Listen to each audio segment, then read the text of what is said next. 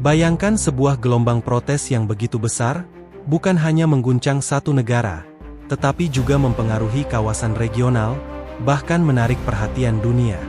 Itulah yang sedang terjadi di Indonesia. Sebuah demonstrasi yang awalnya muncul dari keresahan rakyat terhadap sistem perpajakan yang dianggap tidak adil, kini berkembang menjadi peristiwa politik yang mencatatkan sejarah baru. Dampaknya tidak hanya terasa di dalam negeri, tetapi juga menjadi inspirasi bagi negara-negara lain seperti Filipina dan Nepal.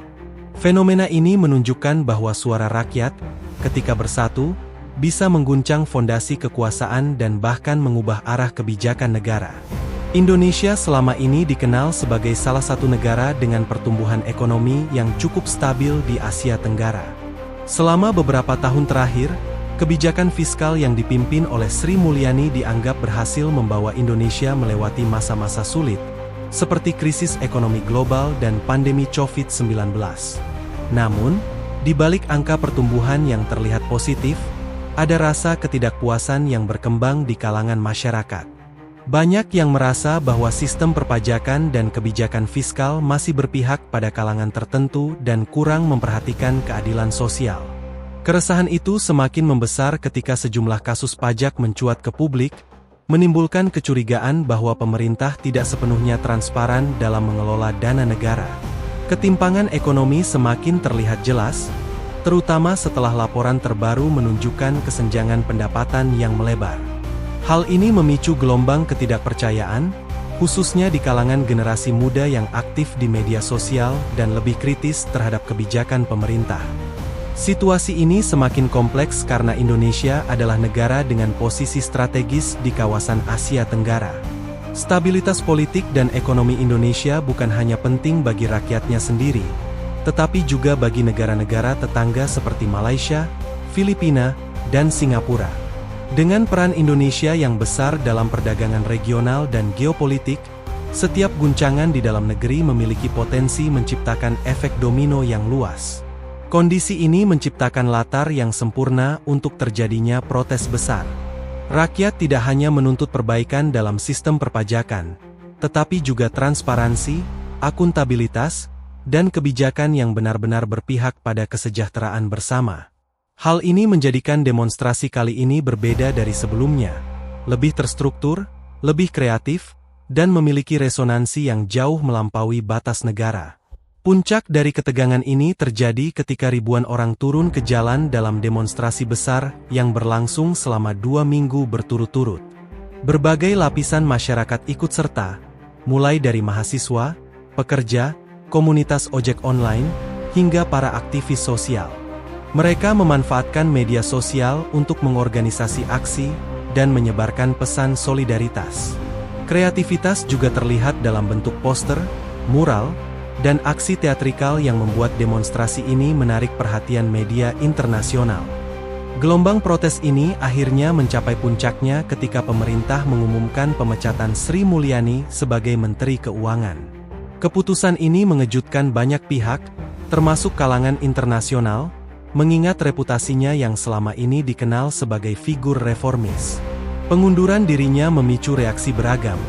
Sebagian melihatnya sebagai kemenangan rakyat, sementara sebagian lain khawatir akan ketidakstabilan yang lebih besar.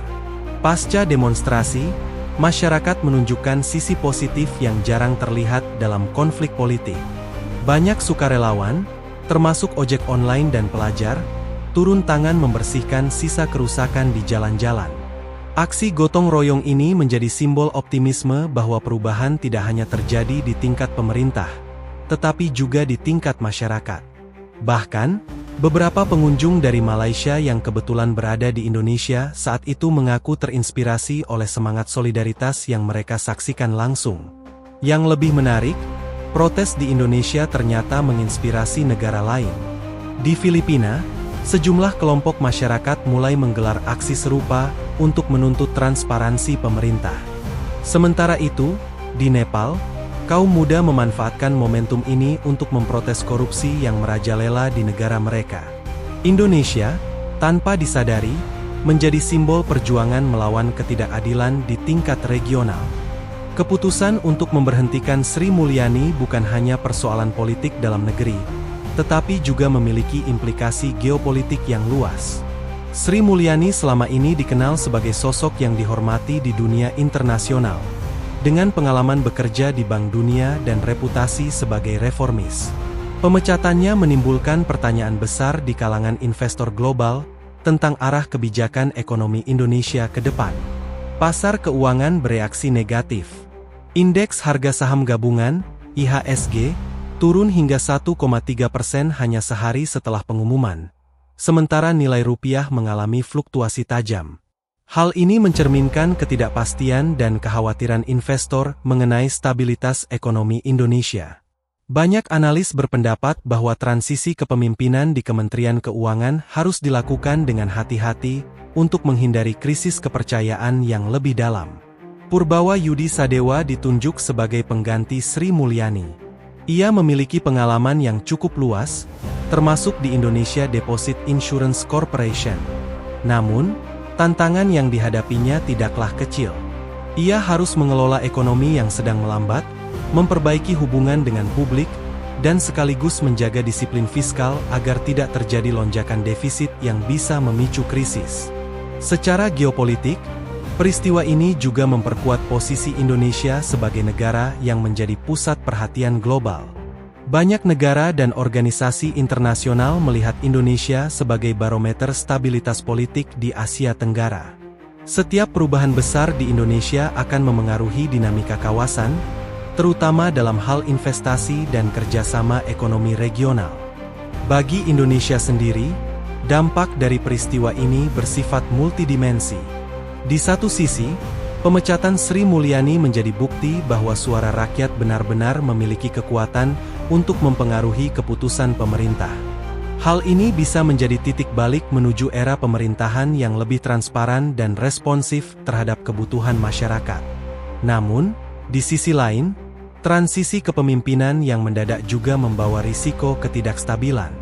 Jika pemerintah tidak segera mengambil langkah yang tepat, ketidakpastian ekonomi bisa berkepanjangan, yang pada akhirnya merugikan masyarakat luas. Oleh karena itu, komunikasi yang jelas dan kebijakan yang konsisten sangat dibutuhkan untuk memulihkan kepercayaan publik maupun investor.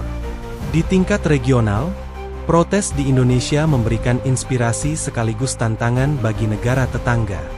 Filipina dan Nepal, misalnya, mulai mengalami gelombang protes serupa. Hal ini menunjukkan bahwa isu ketidakadilan sosial dan ketidakpuasan terhadap pemerintah adalah fenomena global, bukan hanya lokal. Indonesia kini dilihat sebagai contoh bahwa perubahan bisa dicapai melalui gerakan rakyat yang damai namun tegas. Dunia internasional pun ikut memantau perkembangan ini dengan seksama.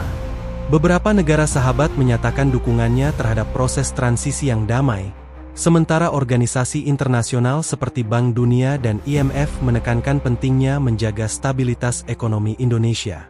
Dengan kata lain, apa yang terjadi di Indonesia kini memiliki implikasi yang jauh melampaui batas geografisnya.